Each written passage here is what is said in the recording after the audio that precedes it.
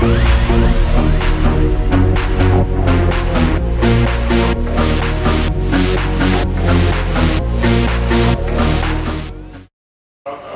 last speaker in this session is my colleague from University of Oslo, Silje Alvestad. She will talk about the typology of aspect in the Slavic imperative. Thank you. Yeah, I'm one of those old-fashioned guys, so I hope you all got a handout now. You will need it as I won't use any of this equipment. Okay, so I will talk about aspect in the Slavic imperative. And first, given that the Slavic languages are so closely related, we would expect them to use verbal aspect quite similarly. However, as the most comprehensive work on Slavic aspect to date in comparative terms are concerned, Dickey 2000, as his work has shown, for 7 parameters or types of context of use, of aspect use. His study shows that this expectation is not borne out because the imperfective aspect is significantly more widespread in the East Slavic languages than in the West Slavic ones.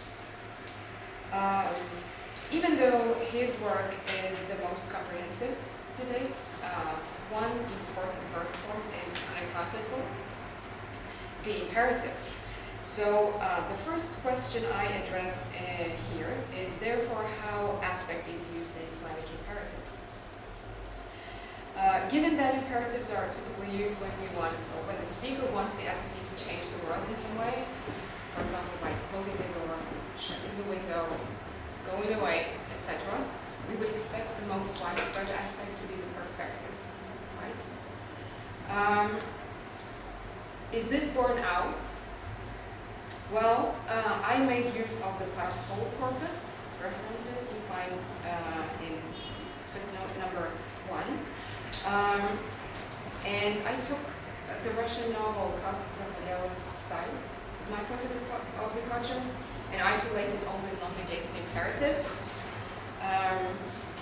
where an imperative is defined as a pair of a particular form, namely a second person singular or plural form, combined with one out of a particular set of typical functions. So with a cover term, we can call them directive. I followed Kaufman 2012 on this. And these non-negated imperatives that I isolated, they may refer to any one of Venber's 4 situation types. That is, states, activities, accomplishments, and achievements. And then I examined their counterparts in 11 other Slavic languages. And the answer to the question is, as far as the West Slavic languages, Slovak, Czech, and Slovene are concerned, yes, it is borne out. Perfective aspect is the most widespread aspect. As far as the East Slavic languages, Russian, Belarusian, Ukrainian are concerned, no, the expectation is not borne out. And as far as the rest of the languages I've considered are concerned, that is Bulgarian, Polish, Serbian, Croatian, Macedonian, and Upper Sorbian, the answer is to varying degrees. In the East Slavic languages, the imperfective aspect is used in about 60% of the cases, while in the West Slavic languages, perfective aspect is used in 30% approximately of the cases. And then example 1 and 2 in your handouts are representative. So for example, number 1, the background here is a nurse. She's writing her diary. She's very impressed by one of her patients, Kapchagin, because he's severely injured. He doesn't complain. So she writes now, «Я знаю, почему не стонал и вообще не стонет». На мой вопрос он ответил, «Читайте роман «Овод», когда узнаете». So read the novel The Gadfly and you will find out. And example 2, the background in this case is a priest and he has just made a bread dough and he's just discovered that someone has tampered with his bread dough, found tobacco in it. He has 4 young male usual suspects, and he asks them which one of them smokes. None of them admits to smoking, so he orders them to turn out their pockets. So what does he say? He says, "Выверните карманы. Ну, живо, что я вам говорю? Выворачивайте." First imperative given by means of a perfective verb, and then the next by means of an imperfective verb. And you find, I forgot to say, in example 1, you find the imperfective aspect used as in Russian. You find it also in Belarusian, Ukrainian, Bulgarian, Serbian, Croatian, Upper Sorbian, even Slovene. However, they use the perfective aspect in Polish, Macedonian, Slovak, and Czech. And as far as example 2 is concerned, you find the same principle as in the Russian one. You find the same in Belarusian, Ukrainian, Polish, Bulgarian, and Croatian. It's very beautiful, right? I think this is example is very, very beautiful. There are also aspectual pairs in other languages in example 2. So, 2 questions arise at this point. First, why is the imperfective aspect so widespread? And second, how do we explain the cross-Slavic variation? I argue that the cross-Slavic variation is due to differences in how the languages resolve cases of aspectual competition. That is, cases where the aspects are more or less synonymous.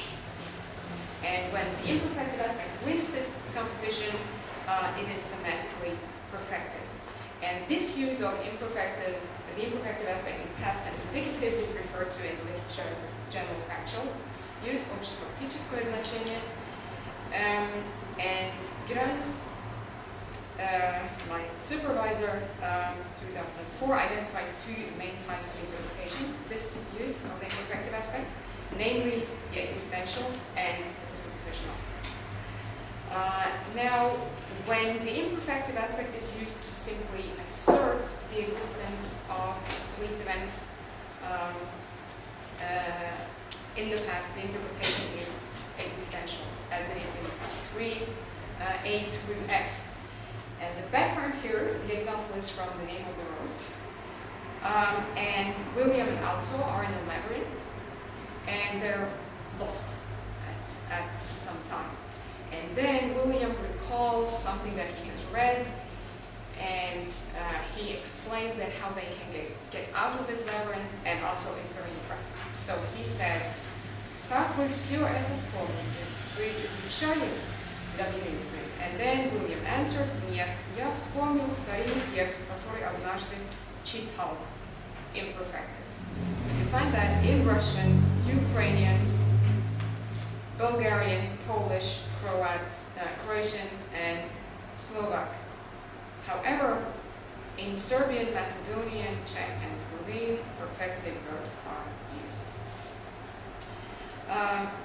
Next, when the imperfective aspect is used to refer to an event that has already been introduced in the context previously by means of a perfective verb phrase, the interpretation is presuppositional or anaphoric, as arguably in 4. В этой хатерной я написал первое любовное письмо к Вере. Писал карандашом. So the writing event is introduced in the context by means of a perfective verb, написал, and then picked up again, referred to again anaphorically by means of the imperfective, писал. Now, it's not obvious that these uses of the imperfective aspect occur in the imperative, but my findings, of which 1 and 2 are representative, strongly suggest that they do. However, since imperatives are not about facts, we need another term. So I follow, among others, Yatrilu 2000, which he talks about tense and counterfactuals. I use fake about the imperfective aspect in such cases, and I also follow my supervisor the work in 2013 on this point. In past tense indicatives, the existential type fake imperfective is most widespread, the chital type. But the type that dominates in imperatives is the anaphoric one, the one that you see in example 2. So I argue that example 1, A through H, exemplifies the existential type fake imperfected in the imperative, while the underlying imperfected imperatives in example 2 represent the presuppositional type in the imperative. However, as you may have noticed, there are two problems with example 2 with respect to example 4. I refer to them as the focus problem and the accessibility problem. The focus problem, what's the focus problem? Well, in the relevant declarative sequence in 4, there is a clear partition into presupposition, pisal, and focus, karandashon. So the focus in that sentence is on karandashon, how the event was performed. So pisal karandashon brings new information into the context, namely the fact that the letter was written in pencil. However, in 2, there is no such clear partition in Vivaracci writing. The imperative clause in question consists of only one word, the verb. So there is no other constituent than the verb to which the phonological focus can be shifted. That's the focus problem. And the second is the accessibility problem. In formal semantics, imperatives are often considered to be modal operators or to contain modal operators. And then, according to widely held assumptions about the accessibility of antecedents in discourse representation theory, for example, which I apply, 1981, etc., you find them among the references. Then the discourse referent of one imperative verb phrase will be inaccessible to the event reference of another imperative. That is the inaccessibility problem.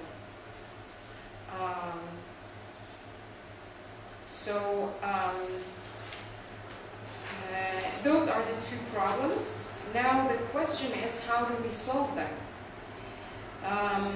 Resolving the focus problem, how do we solve that? Well, this information structural focus problem actually doesn't occur only in imperatives. It does occur in declaratives as well. Look, for example, at B's reply in example 6. So A asks, Kanya Payil, did you water the horse? B says, Payil. Yes, I did water it. So B's utterance is a declarative sentence. And on my analysis, the Payil in this sentence is presuppositional, because it refers to the event introduced in the context by the imperfective Payil in A's question. So the phonological focus in B cannot be, of course, on anything else than the verb. Even though the semantic content of the verb is known. However, B does bring some new information into the context. The fact that the proposition is true. So what's focused in B's sentence is the truth of the proposition. And this is referred to in the literature by Höhle, 1992. And he refers to this kind of focus as Verum focus. And when this phenomenon corresponding to Verum focus occurs in clause types other than declaratives, he refers to it as an elocution type. The elocution type interpretation of Verum. So he argues that Verum is, and I quote, not a truth predicate, but rather a variable over, end of quote, elocution type operators. So when the lexical content of the verb is backgrounded, the elocution type operator becomes And the effect is that the lexical content of the verb is, and I quote again, presupposed to be known. End of quote. So what's focused in the imperative clause vyborachivati is the mere speech act, which in this case is a speech act of ordering or demanding. So that's the first problem solved. Now to the inaccessibility problem. That's slightly worse. We have seen already that it may be hard to argue for event token anaphora, that is, to argue that the two imperative verb phrases refer to one and the same event, given that imperatives come with modal operators. A case where event token identification is impossible is 7, where the two events of selling the chest are included in distinct reference times. Skavronov suggests here that he and Klasha sell the chest while Roman is away, whereas Klasha suggests that Skavronov sells the chest when she is dead. So, давай, пока Романа нет, комод продадим. Нет, сказала Клаша Скавронову. Нет и нет. Как помру, продавайте. А пока жива, не дам. So, for these two selling events to be included in the same reference time, she will have to die while Roman is away, which is far-fetched. So these two events are included in distinct reference times. The first one is while Raman is not here, and the second is when Klasha is dead. So, however, we can solve this inaccessibility problem if we analyze such cases in terms of. I have 3 more minutes. Yeah, well, you make it. I'll make it good. If we analyze then such cases in terms of event type presuppositions. So in DRT, discourse reference for event types, they can be freely declared at any level of a discourse representation structure. I'm not aware how familiar you are with this theory. You operate with discourse representation structures and with universes and nuclei. So they can be freely declared at any level of a discourse representation structure. Particularly, and here I quote my own PhD dissertation, at a level where they are accessible for presupposed event type referent coming from a prepositional type fake imperfective. End of quote. So event type identification does perhaps not tie the imperative, the imperfective imperative, as tightly together with discourse as event token identification does, as is arguably the case in the declarative example where Misal, etc., and Misal Kamashon, which is arguably event token identification. So event type identification does perhaps not tie the discourse so tightly together, but it does, however, account for the strong intuition that the imperfective aspect is used because, and here I quote myself again, the course of action described in the imperative has already been put under consideration in the discourse. So, concluding remarks, that regards the second question I asked regarding the differences between the Slavic languages in terms of aspect use. I assume that aspects on a par with times and individuals can be indefinite or definite in the sense of anaphoric. Assuming that I introduce an aspect neutralization rule, according to which when, 1, the aspect is definite, as in the underlying imperfective verb phrases in examples 2 and 4, but also 5, 6, and 7. Or 2, the aspect and tense are indefinite, as in 1 and 3. A semantically perfected verb is to be morphologically neutral to imperfected. And the Slavic languages adhere to this rule to varying degrees, and this, I argue, explains the differences in aspect groups. Thank you for your attention and your time.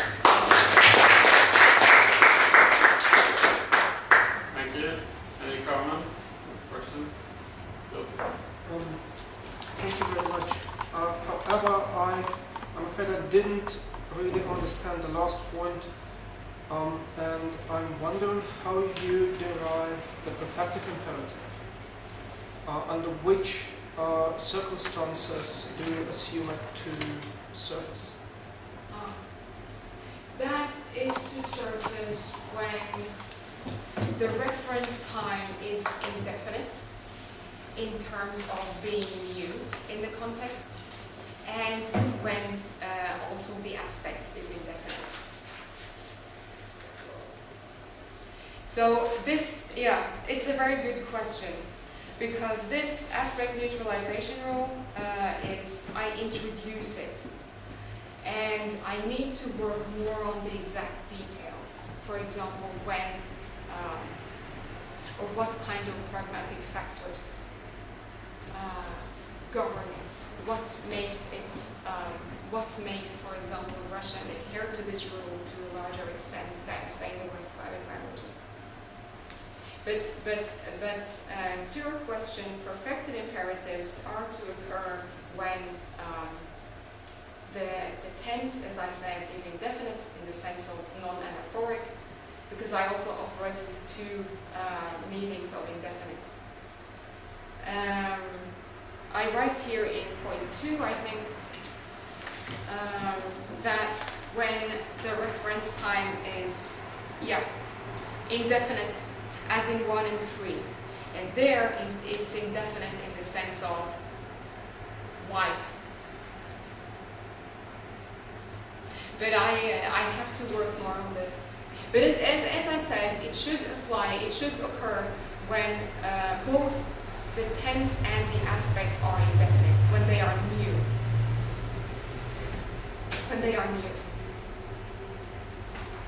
I could just maybe Yeah, but just add to that. it sounds contradictory to your point 2. Yeah, I see. But that's what I mean. I operate with two meanings of indefinite. It's not ideal, and I need to work more on this rule. I promised my second opponent during the trial that I would, and I said I would return to it. But yeah, it is a not ideal thing that I operate with two meanings of indefinite. But here in this point 2, it refers to a wide reference time. Indefinite in the sense of wide. So the second opponent will be here later tonight. That's another thing that's how I feel it. But in the first imperative example there, so the paraphrase would be read the book whenever you want, so at any time. At some time in the extended now future. Read it. So yeah, but in 2, the perfective imperative willing it's indefinite in terms, it's discourse you certainly, but the reference time is more or less now. yeah, that's the point. So that's the point. Yeah, exactly. It's narrower. Yeah. And so both the aspect, the event argument and the time argument are new, then you can use the perfective.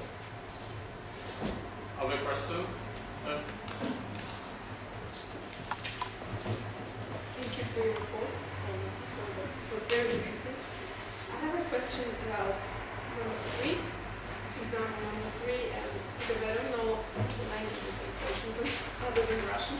I can guess that the word "однажды" is it used in all of the languages? I can see it in G. I'm interested in the languages from G to G, G-H, I, and G. So in these examples, do they all have the word "однажды"? Nekada, yes. So for Serbian, yes, it's Serbian, nekada. yes, and what about Macedonian?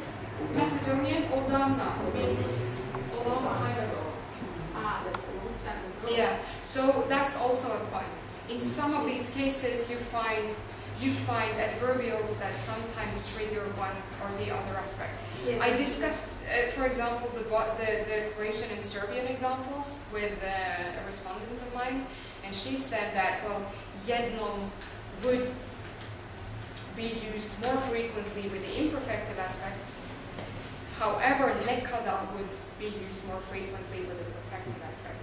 So, isolated examples do not necessarily always say something about the languages, but may also be, you may also have to take into account adverbials, that's right. Yeah, because when we teach Russian as a foreign language, we always make the point that with the word однажды, you can't use, well, you can use, but that would be stylistic or some individual case when we say однажды мечтал. Однажды is normal followed by imperfection. Did you take these factors into consideration when you were talking about S?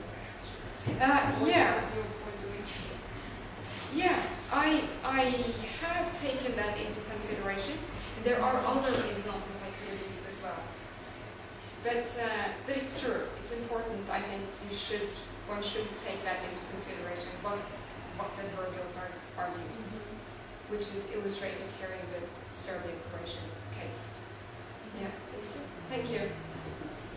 Yeah. I'd like to suggest that there are at least some semantic and not pragmatic factors that may also influence the choice of this anaphoric imperative in your terms. And those, I think, show up rather consistently in 5 and in 7 as well.